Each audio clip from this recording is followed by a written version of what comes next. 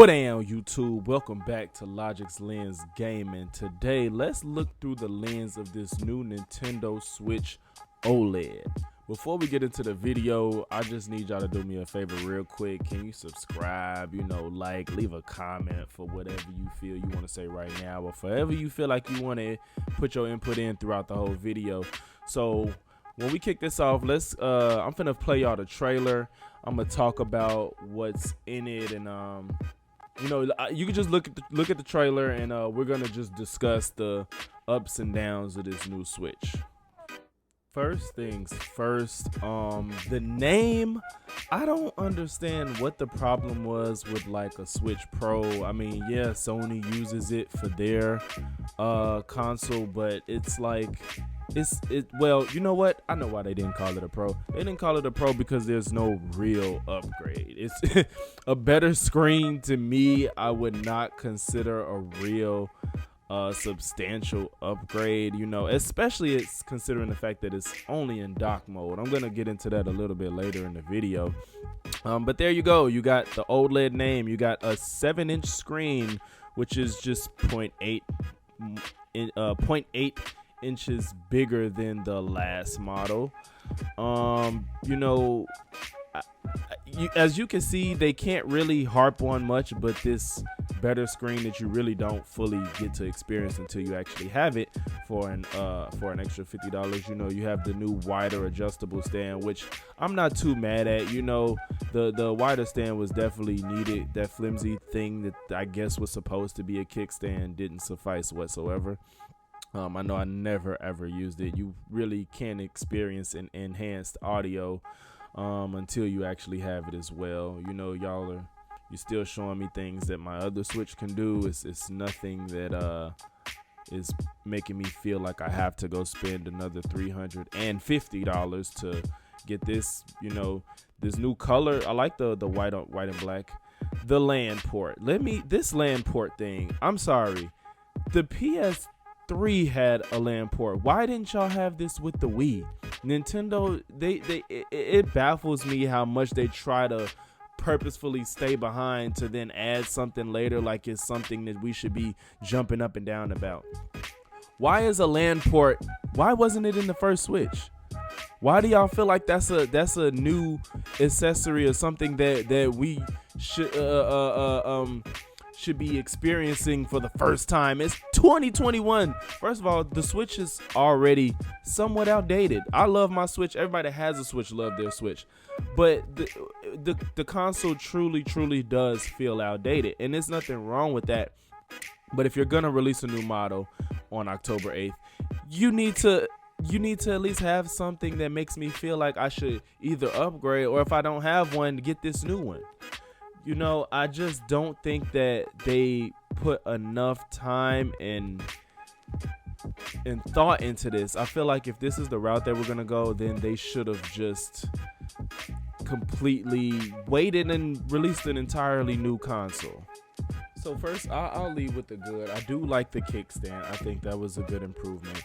A better screen for handheld play. There's no complaints about that. You didn't have a LAN port, now you do. There's nothing to really complain too much about that.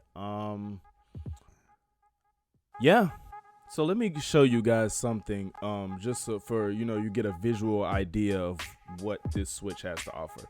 So this is a graph of the Nintendo Switch, the new Nintendo Switch OLED, and the Nintendo Switch Lite. We could just ignore the Lite for now because it's not really relevant.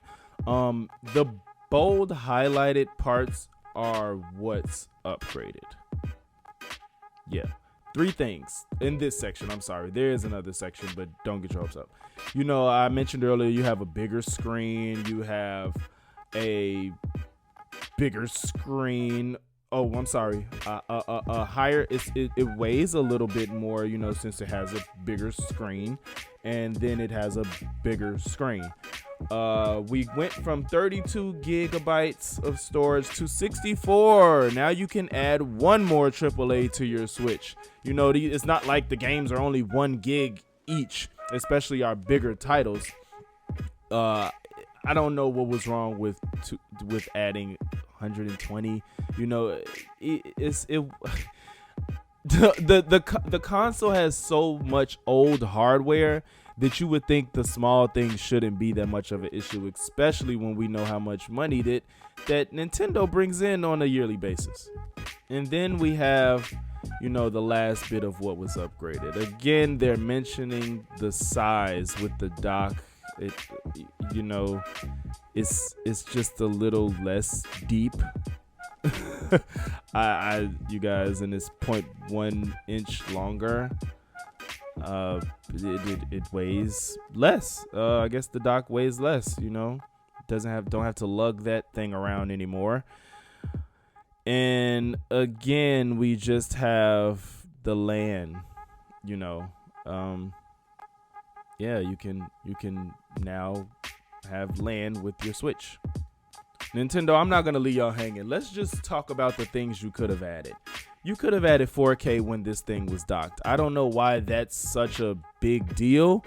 I don't know if you guys think that's gonna be a good point to hit on the next console, but it's not. We've had 4K for a long time now, so that's not going to be enough for us of a selling point for whatever your new console is going to be. You just want to keep being behind in the race. I don't even know why we support y'all. I get it, you know, money makes the world go round, but it's the things y'all do is just absurd. You could have had a new manufacturer for your Joy-Cons. Since the Joy-Cons have been a thing, they have been drifting since they became a thing. How are you okay with giving us the same product that you know for 2,000% of a fact is defective?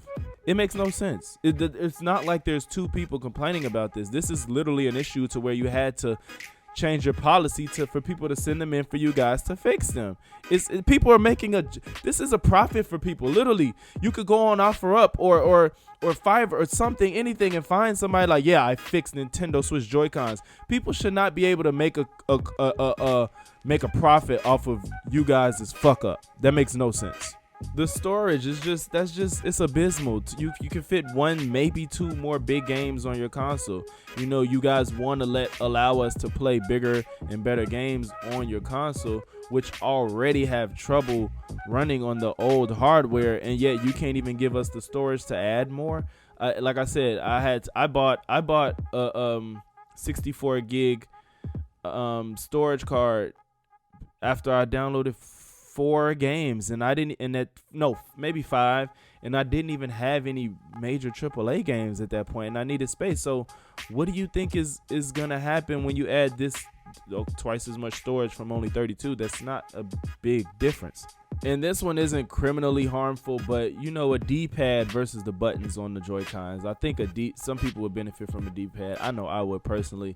You know, it's a lot more at home of a feel. You know, when you're using directions, the D-pad is just always. Most gamers would prefer D-pads than buttons.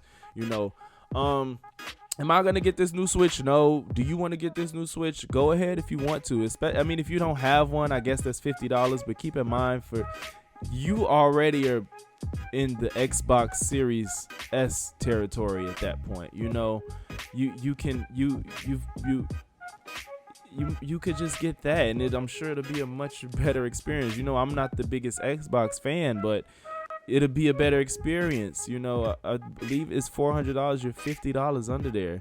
You're $50 under the PS5, the discless version, the digital version. So once you creeping in that territory for playing with old hardware, I will wait it out. And if you just are dying to have a Switch and you think this is your chance, you're probably better off getting an old Switch, because people might be selling their old one to get the new one. Of course, there's nothing to lose from the old Switch, so you only have something to gain. You know, so you know the avid gamer that needs to collect them all or have the newest and brightest shiny gadget, they'll get rid of their old Switch. In my personal opinion, I would suggest anyone just go buy a used Switch, or if the old ones come back in stock more hefty, get you the older version, because it's just not worth it once you talking about the prices getting close to PS5 and Xbox Series S. It's not worth it at that point. That's it for this video, y'all. Peace.